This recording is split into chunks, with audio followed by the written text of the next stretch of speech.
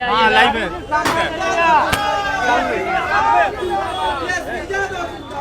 जिंदाबाद जिंदाबाद। अरे मत करो धक्का मुक्की यार। जिंदाबाद।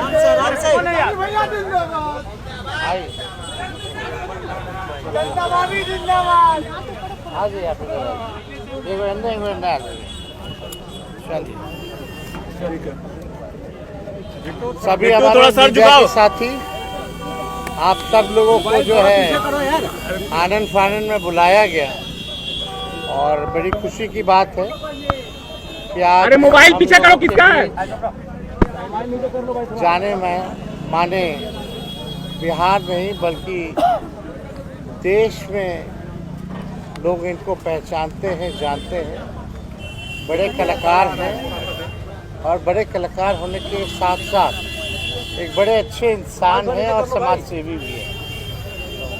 तो आज आप सब लोगों को हम बताते हैं, प्रदेश अध्यक्ष जी के नेतृत्व में, अब्दुल बारी सिद्दीकी साहब जी के नेतृत्व में पाटलिपुत्रा सांसद निशा जी भी यहाँ हैं, लालू जी राष्ट्रीय अध्यक्ष जी से इन्होंने आशीर्वाद लिया है और ये आज पार्टी जो है ज्वाइन कर रहे हैं और साथ में हम लोगों की भाभी भी यहाँ उपस्थित है, ये भी पार्टी की सदस्यता जो है ले रहे हैं। और बाकी हम चाहेंगे कि खेसारी जी जो है आप लोगों के समक्ष जो है अपनी बात को रखें। सबसे पहले तो आप सबको दिल से धन्यवाद और ढेर सारी शुभकामना, और भैया को और हमारी दीदी को, अध्यक्ष साहब, हमारे अब्दुल बारी सिद्दीकी चाचा जी, तो सबका प्यार और हमारे सबसे हमारे अभी भैया हैं जो कि हम लोगों के बड़े भाई हैं, उन्हीं के जीजा हैं, तो हमारे भी जीजा ही हुए। और हमारे चाचा मैंने उनका प्यार मैं ही नहीं बल्कि शुरू से एक विचारधारा में रहा हूँ, मैं उस परिवार का हिस्सा रहा हूँ और कोशिश भी यही रहती है कि इस परिवार का हिस्सा बन के मैं जैसे उन्होंने पूरी दुनिया को एक करके हमारी ताकत बने, उसी तरह हम पूरी दुनिया को एक ताकत की तरफ ले जाएं और अपनी पावर, अपनी क्षमता से, अपने हुनर से, अपने विचारधारा से दुनिया को एक अलग दिशा दें। जो चीज़ें हमारे बीच में अभी तक हम अधूरे हैं, मैं हमेशा कोशिश यही रहा है कि जिस तरह मैं मुंबई शहर में रह के अपने बच्चों का परवरिश कर रहा हूँ, अच्छे स्कूल दे रहा हूँ, अच्छे अस्पताल दे रहा हूँ, उसी तरह हमारे बिहार के बच्चों का भी भविष्य हमारे बच्चों की तरह तय हो और हमारे बच्चों को बाहर गांव ना जाना पड़े। और उस विचारधारा में हमेशा भैया आगे रहे हैं और आप लोगों ने 17 महीने में इनका कारनामा देख ही लिया था। तो एक बार बदलने की ज़रूरत है और उस बदलाव में मैं थोड़ा सा एक मेरा भी हिस्सा हो और मैं उस सरकार को बदलने में और एक अलग दिशा में ले जाने में और एक बेहतर सरकार बनाने में एक मेरा योगदान हो, उसी के लिए मैं भी जुड़ा हूँ भैया से। और आज से नहीं, आज तो मैं आप लोगों के सामने पब्लिकली हुआ, बट मैं हृदय से और दिल से हमेशा से मैं इस परिवार का हिस्सा रहा हूँ और हिस्सा ही नहीं बल्कि एक परिवार का बेटा भी हूँ। मैं एक छोटा बेटा की तरह हमेशा प्रयास रहा हूँ और चाचा का आशीर्वाद हमेशा मुझे मिला है, राबड़ी माता का आशीर्वाद मिला है, दीदी का मिला है, भैया का मिला है, बल्कि इस समाज के और इस परिवार से जो मुझे प्यार मिला है, शायद वो मुझे बाकी जगह मिले या ना मिले, उससे मुझे कोई फ़र्क भी नहीं पड़ता। बट मैं हमेशा प्रयास करता हूँ कि एक बेहतर दिशा में जो चीज़ें चल रही है, आज आप सब लोग बदलाव चाहते हैं, मैं ही नहीं, मुझे लगता है कि पूरा बिहार बदलाव चाहता है और उस बदलाव में एक मेरा भी योगदान हो, इसीलिए इस बदलाव के साथ मैं भी जुड़ा हूँ। ऐसा इन्होंने कहा कि कोई एमएलए, मुख्यमंत्री और सरकार बनाने की बात नहीं है, बल्कि हम लोगों को बिहार बनाने का काम करना है और हम लोग नए सोच के हैं, नया बिहार बनाना है।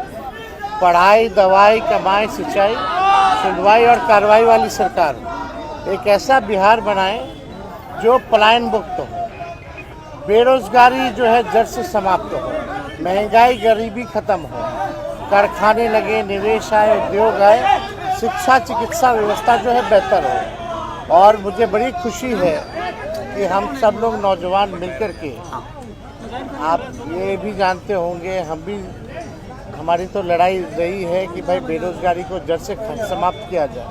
17 महीने 5 लाख नौकरी दिया गया, 3.5 लाख नौकरी प्रक्रियाधीन कराया गया, 4.5 लाख नियोजित शिक्षकों को राजकीय कर्मी का दर्जा दिया गया।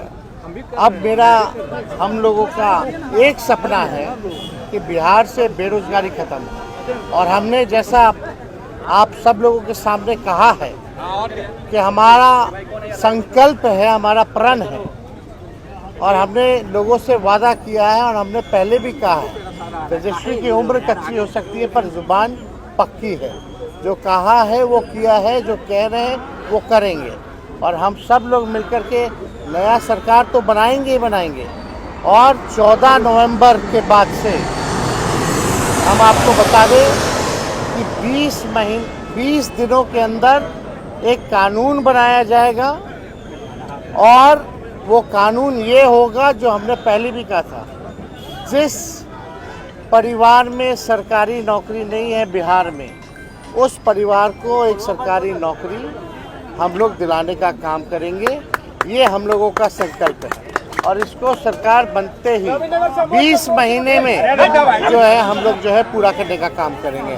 तो कोई सवाल है तो पूछ सकते हैं। खेसारी जी, कल आपने कहा कि अभी तक चुनाव लड़ने की बात नहीं हुई है, हमारी पत्नी नहीं बोली है। क्या हुआ कि एक दिन में पत्नी मान गई और फिर आज आप मीडिया के सामने आकर कह रहे हैं? देखिए, जहाँ तक बात है, मैं पत्नी को जितना समझता हूँ उतना ही ये भी मुझे समझती है। इनको भी पता है कि ये मेरे साथ छठ तो मना लेती है, बट बिहार की बहुत ऐसी औरतें हैं जो अपने पति के साथ छठ तक नहीं मना पाती है, दिवाली तक नहीं मना पाती है, होली तक नहीं खेल पाती है। तो मैंने इनसे बोला कि बिहार बदलाव की तरफ जा रहा है। हम चाहते हैं कि हमारे यहाँ की माता बहन बेटी 24 घंटा अपने पति की सेवा करे और 24 घंटा अपने परिवार के साथ वो पति रहे, वो इंसान रहे। तो ये तभी संभव है जब हमारे यहाँ रोजगार होगा। तो उस बेरोजगारी को ख़त्म करने के लिए मैं आपको आगे करना चाहता हूँ। तब इन्होंने उस बात को समझा और उसके बाद हम लोग आए हैं, और प्रयास है कि हर वो महिला, हर वो बेटी, हर वो बहन, हर वो भाई, हर वो बेटा अपने पिता के साथ रहे, हर वो बहन अपने पति के साथ रहे, हर वो भाभी अपने भाई के साथ रहे। तो मेरी ये प्रयास है कि आजीवन जिस तरह बाकी शहरों में लोग अपने पति पत्नी के साथ, अपने परिवार के साथ, अपने माँ बाप के साथ रह के और खुशियों के त्यौहार में रहते हैं, उसी तरह हमारा बिहार भी कोई जाए ना, गुजरात के लोग यहाँ आकर काम करे, कलकत्ता के लोग यहाँ आकर काम करे, दिल्ली के लोग यहाँ आकर रोजगार करे। हम यही चाहते हैं और इस संवाद के साथ आप सबको चुनाव आप लड़िएगा या पत्नी लड़ेगी? चुनाव आप लड़िएगा या पत्नी लड़ेंगी आपकी? ये लड़े चाहे मैं लड़े, अर्धांगिनी है ना, एक ही बात है। देखिए, जीवन में पति पत्नी का जो प्रेम होता है ना, वो दुनिया में उससे बड़ा प्रेम नहीं है। माँ बाप के बाद अगर कोई संभालता है किसी बच्चे को, वो अपनी अर्धांगिनी ही होती है। तो मैं लड़ूं या ये लड़े, बात एक ही है। आरजेडी आपने क्यों चुना? आरजेडी पार्टी बता तो दिए सर, एक ही चीज बदलाव होता है, वहीं मैं रुकता हूँ, वहीं जाता हूँ। हर शहर में, बिहार के अलग-अलग जिले में जाइए, हर जिला में जाऊँगा मैं। चलिए मैडम, ये मोबाइल पे देख रहा है, मोबाइल पीछे लेना, मोबाइल पीछे करिए ना।